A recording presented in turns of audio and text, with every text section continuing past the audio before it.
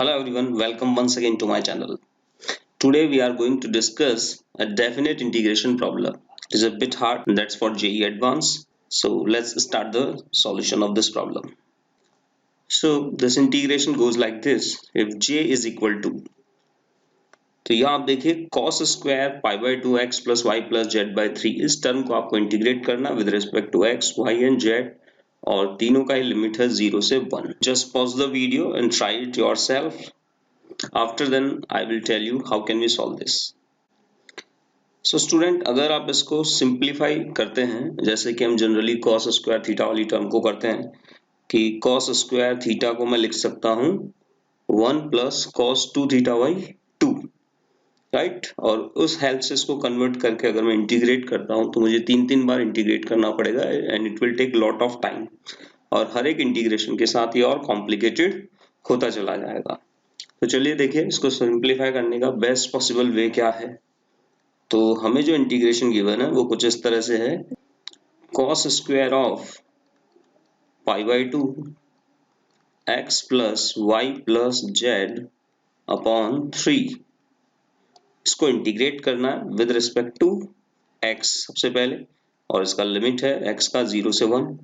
उसके बाद जो भी रिजल्ट आएगा उसमें y और z बचेंगे तो उस रिजल्ट को फिर y के रेस्पेक्ट में इंटीग्रेट करना है जिसकी लिमिट भी है 0 से 1 और फिर उसी को जो रिजल्ट आएगा उसको z के रेस्पेक्ट में इंटीग्रेट करना है in the limit 0 to 1 and let this is result number 1, right.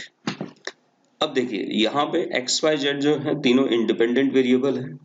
तो यहाँ दोस्तों मैं ये प्रॉपर्टी यूज कर रहा हूँ, आई होप आप सबने पढ़ी होगी कि a to b fx dx is equal to a to b f of a plus b minus x dx. यानी कि जिस फंक्शन fx का मुझे मान लीजिए x के रिस्पेक्ट में इंटीग्रेट करना है, लिमिट है a से b, तो उस फंक्शन में अगर हम x को रिप्लेस कर देते हैं a plus b minus x से बाकी सभी टर्म को सेम रखते हुए तो भी इंटीग्रेशन की वैल्यू चेंज नहीं होती है. तो आइए देखिए इसको अब हम यहाँ अप्लाई करते हैं. तो सबसे पहले बात करते हैं इस x की. सबसे पहले मैं x के रेस्पेक्ट में इंटीग्रेट करूंगा, राइट. x की लिमिट यहाँ 0 से 1 है तो a plus b minus x का वैल्यू हो गया दोस्तों 1 माइनस एक्स. यानी इस इंटीग्रेशन में अगर हम x को 1 माइनस एक्स से रिप्लेस कर दें, राइट, यानी ये कुछ इस तरह से हो जाएगा 0 to 1 cos square of pi by 2 और यहाँ आपको मिलेगा 1 माइनस एक्स, राइट, और dx. बाकी सब टर्म एज इट इज रख लेते हैं हम लोग, राइट, प्लस ये y और प्लस ये z डिवाइडेड बाय 3, राइट. अब सिमिलरली देखिए इसका जो भी रिजल्ट आएगा, राइट, इस इंटीग्रेशन का इस y और z पे तो फर्क पड़ेगा नहीं, तो y और z की फॉर्म में रिजल्ट आएगा. फिर उसको मुझे इंटीग्रेट करना है y के रिस्पेक्ट में, वो भी 0 से 1 में. तो मैं सेम प्रॉपर्टी y के लिए भी यूज कर लेता हूँ. यानी इस रिजल्ट में ये वाला जो अंदर वाला इंटीग्रेशन है इसमें अगर y की जगह हम रिप्लेस कर दें 1 माइनस वाई तो भी आंसर पे फर्क नहीं पड़ेगा. और सिमिलरली इसी तरह से अगर हम z के लिए भी सेम प्रॉपर्टी यूज करें और इस z को रिप्लेस कर दें 1 माइनस जेड से, राइट, तो भी दोनों इंटीग्रेशन की वैल्यू सेम होनी चाहिए. अब अगर आप इस टर्म को बड़े ध्यान से देखते हैं, इस वाली टर्म को, तो आप पाएंगे कि ये जो टर्म है देखिए ये बन जाएगी हमारे पास cos square of pi by 2 minus, देखिए 1 मिला के 3 हो गया. 3 को सेपरेट कर लेते हैं हम, 3 बाई 3 1 हो जाएगा और माइनस में जो टर्म बचेगी वो होगी x plus y plus z by 3 multiply with pi by 2. इस पाई बाई 2 को हमने अंदर मल्टीप्लाई कर दिया है.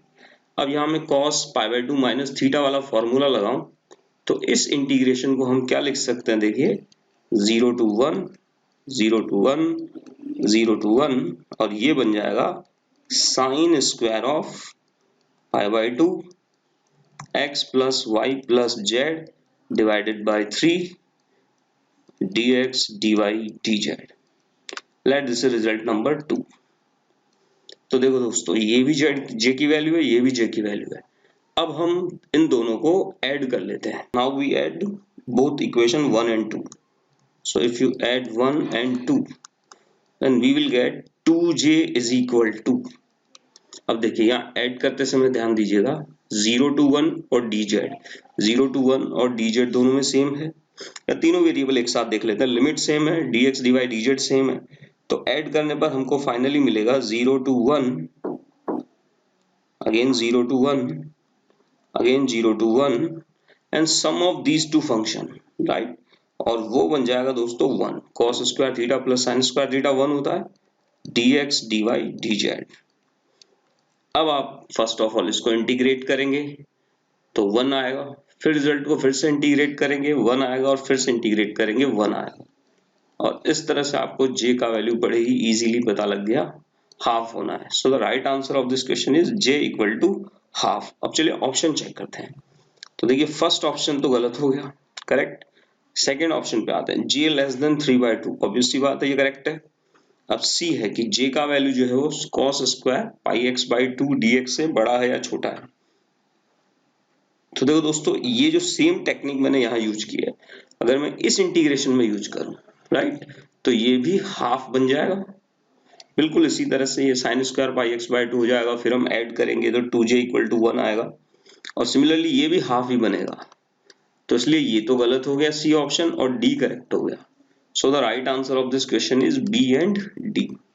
सो I think you can easily understand how we have used the property. तो दोस्तों, अगर ये चीज आपको पसंद आई हो तो आप वीडियो को लाइक कीजिएगा, शेयर कीजिएगा, सब्सक्राइब कीजिएगा। हम मिलेंगे नेक्स्ट वीडियो में और कुछ प्रॉब्लम्स के साथ। इंटीग्रेशन की इसी तरह की प्रॉब्लम्स बेसिकली जो जेईई एडवांस के पॉइंट ऑफ व्यू से है, अगर आप उनका एक कलेक्शन चाहें तो आप डाउनलोड कर सकते हैं। उसके डाउनलोड का लिंक मैंने नीचे डिस्क्रिप्शन में दिया हुआ है। आप वहां से एक 50 प्रॉब्लम का कलेक्शन है जो आप डाउनलोड कर सकते हैं। सारी प्रॉब्लम यूनिक है, राइट, और न्यू है। आपको जेईई एडवांस में डेफिनेट इंटीग्रेशन के कैसे क्वेश्चन आते हैं ये समझने में आपकी हेल्प करेगी। Thanks for the watching.